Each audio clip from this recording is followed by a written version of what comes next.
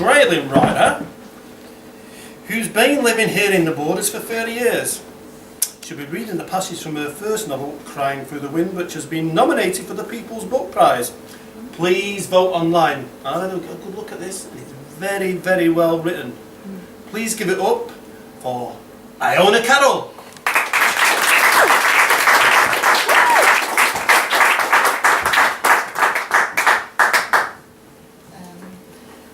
Hello. This is the first book. It's set in Ireland. It tells the story. It's the west of Ireland, 50s Ireland, 60s Ireland. I lived there for 2 years, and I must have got a lot of inspiration. It's about a woman called Annie who marries a man from Ireland called Bernard, and he has a brother, 2 bachelor brothers, and she falls in love with the other brother. They all live in the house together. Her husband's name is Bernard, and the man she falls in love with, the brother, is called Mick. But Mick doesn't come into this a little bit. It's about Ma Murphy, who runs the pub, and Ma Murphy comes up to talk to Annie, and just listen to me read. And my only apology is I can't do the Irish very well.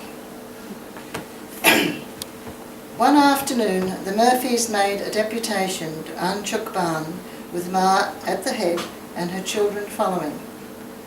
Ma was panting by the time she had climbed the gravel road to the house. She mistrusted the outside world, happier within her 4 walls, and the road up to the farm was a rough track. Helen and Liam squabbled all the way. Although Helen was 16 and could sing like a nightingale, she would often revert to a childlike state with Liam and torment him too. So the 2 of them were quite a handful for Ma, and she was annoyed with them and told them to stop or they would be sent home. Annie was surprised to see Ma panting and slightly harassed at the door, her red hair an untidy heap on the top of her head. But she invited them all in for tea, and Helen and Liam were dispatched with Francis to see some newborn chicks. When Annie and Ma were alone, Ma announced, "I'm after stealing your husband, Annie." And Annie, knowing Ma's implied reputation, hesitated before answering with a weak, "What do you mean, Ma?" "Well," said Ma, and she hoisted her ample bosom upwards and forwards, as she always did when she wanted to emphasise her words. "I'm for expanding the business," and she proceeded to enlighten Annie. At the side of Murphy's bar, just a few paces away, was an old outbuilding, and Ma had decided to knock a hole in the bar walls and join the bar to this outbuilding. She had plans, you see. Pa and Dermot were busy this very day with Tommy Flynn clearing out the outbuilding, and she had organised Seamus Hennigan, the builder, if she could catch him between drinking bouts, to do the work of connecting the 2 buildings together. She had been thinking of this project for a while, in fact ever since Francis's baptism party, and had come up with this imaginative plan. In the barn she would have space for various functions, as the existing bar was far too small and often people had to be turned away because of the overcrowding. This was anathema to Ma, and she had decided to make provisions for progress. The barn would have a bar too, and a dance floor. She would hire the hall out for weddings, funerals, baptisms, any celebration in fact, and on crowded Saturday nights it would be used as a second drinking establishment. This newfangled electricity would light up the place, and in time Ma would consider providing food for the functions. Annie could only admire Ma's shrewdness and skill at making money. But she wondered what it had to do with the Kellys. "Well, you see," retorted Ma, as if it was totally obvious, "your Bernard brings them in, him and Helen. Well, they're a good combination. I have a proposition for Bernard. You can tell him from me." And she breathed out, wriggling her ample body on Annie's kitchen chair. "I've been paying him in pints for the playing on Saturday nights, but I'm offering him a wage and more regular work and the pints too. I'm a generous woman," she added, laughing. "I'd like Bernard to play for the functions and more work as it comes in. You'll tell him, won't ye? He can give me an answer on Saturday night. And at that Ma got up to leave. Now, where's that wee divil Liam, she says. There's a lot to be put up when we have boys, isn't there? It must be we're doing penance, I often think to myself. And you'll have another one too. And she looked at Annie's expanding form. I always know. It's the way they lie. Thanks for the tea. I'll be going now and see if Pa has managed to do anything while I'm away. Ma never expected any answer to any of these questions, and Annie didn't volunteer any. All she could think of was Bernard would make of Ma's offer. She knew he loved his music and he was a talented fiddle player. When he played, she saw the happiness in his eyes and the far-off other-world look that, not being a musician herself, she could only observe. When she told Bernard of Ma's proposition, he didn't say a word, but a surge of excitement went through him. He spoke to Mick and said he would accept Ma's offer. Mick was silent, so Bernard took that as approval and was glad. Bernard knew that Ma would succeed in her project and that she would be true to her word, and as far as the wages were concerned. But in actual fact, Bernard would have played his fiddle for no monetary recompense. So filled with joy was he when he played. For Bernard hated the farm and the farm work, hated the never-ending daily grind, the hours of physical labour, the struggles with the seasons, the never-ending sameness of the days. Hated it to the very bottom of his being, but in his hatred he was trapped. With his fiddle he could escape.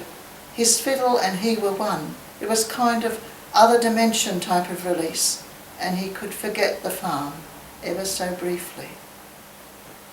When he was younger, he had longed to join the emigrant ships, to escape from the West and from Ireland, to make a new life for himself, somewhere, anywhere. His mother's family, the Rileys, had left in great hordes after the famine, gone to Canada, and then another group left for Boston a few years later.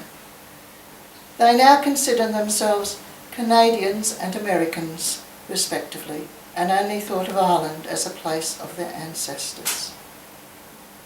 The closest he ever came to leaving was just before he met Annie.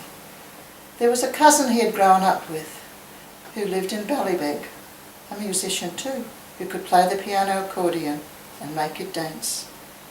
This cousin paid the £10 passage to Australia and ended up in Wollongong. Even the name was exotic to Bernard's ears.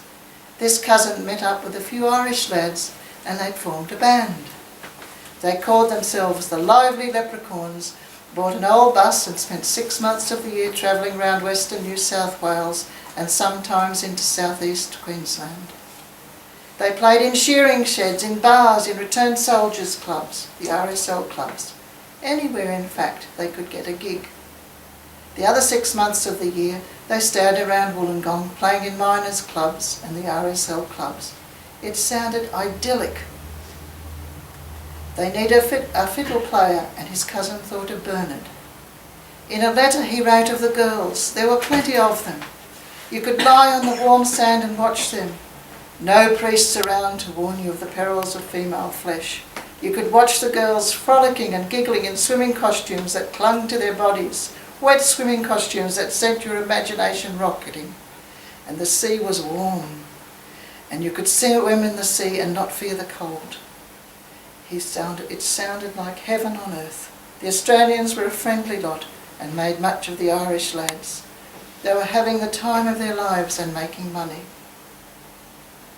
Bernard almost made up his mind to go.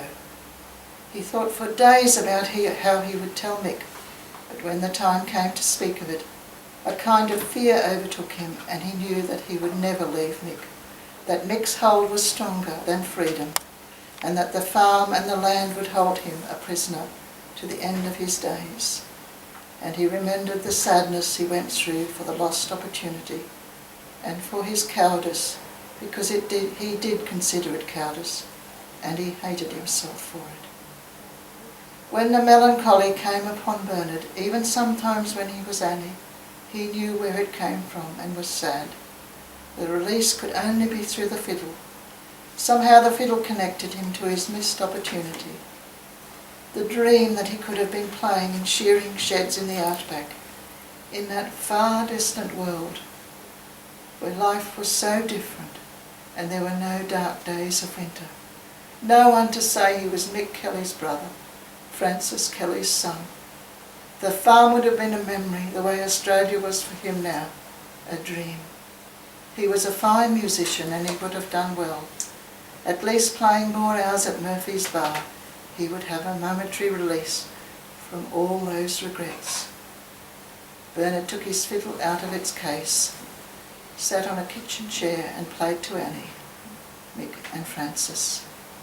Annie listened and knew that she had lost him to the music and that Ma would indeed steal her husband away.